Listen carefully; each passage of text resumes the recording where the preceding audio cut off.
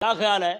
میرے آقا صلی اللہ علیہ وسلم جب خندق کے موقع پر پورے کافر جو ہیں جزیرہ عرب کے سارے اکٹھے ہو کے حملہ آور ہوتے ہیں، ان میں یہودی بھی شامل ہیں، سارے باقی شامل ہیں، چھوٹے بڑے قبیلے سارے حملہ کرنے کے لیے آ جاتے ہیں، کیا خیال ہے وہاں پہ میرے آقا علیہ السلام نے خندق کی تیاری کا کہا تھا؟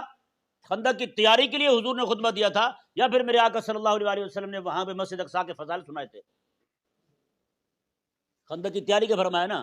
بدر جانے لگے تو بدر پہ دشمن آ رہا ہے سامنے، حضور نے کس بات پہ خطبہ دیا ہے جی؟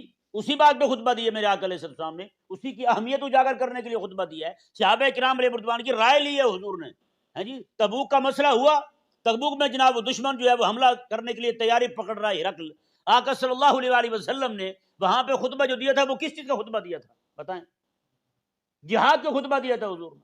سخت گرمی ہے، کھجوریں پکی ہوئی ہیں، صحابہ کرام علیہ رضوان کو کھجوریں چھوڑنے پر، گرمی میں سفر کرنے پر حضور علیہ السلام نے ایسا خطبہ دیا کہ 30,000 بندے کھڑے ہو کر روانہ ہو گئے، حضور کے ساتھ روانہ ہو گئے۔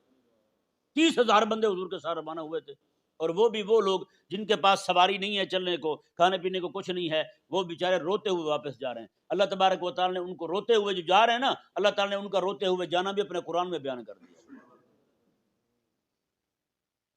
جب وہ آیا آقا علیہ السلام کے پاس، حضور نے سب کو دے دیا، گھوڑے دے دیے، اونٹ دے دیے، سواریاں دے دی، سب کچھ دے دیا، اور کچھ توڑے تھے کھجوروں کے۔ راستے میں حضور جا رہے ہیں، آقا علیہ السلام ٹکرانے کس سے جا رہے ہیں؟ اللہ اکبر کبیرہ، ان سے ٹکرانے جا رہے ہیں جو بڑی پاور ہے، بڑی طاقت ہے، اس سے ٹکرانے جا رہے ہیں، اور ان کے پاس کھانے کو کیا ہے؟ چند توڑے بوریاں کھجوروں کی۔ میرے آقا علیہ السلام نے، میں غلاموں یہ کھجوریں کھا لینا، کھانے کے بعد جو ہے ان گٹھلیوں کو نہ پھینکنا، گٹھلیوں کو نہ پھینکنا، دوبارہ بھوک لگے گی یہی گٹھلیاں چوسنی ہیں تم نے۔ بتائیں ٹکرانے کس سے جا رہے ہیں؟ ان سے ٹکرانے جا رہے ہیں۔ کھانے کو کچھ نہیں ہے، ٹکرانے جا رہے ہیں۔ آج ہم کھانے کا ہی جمع کرنے کی فکر میں ٹکرانے کی بات نہیں کرتے۔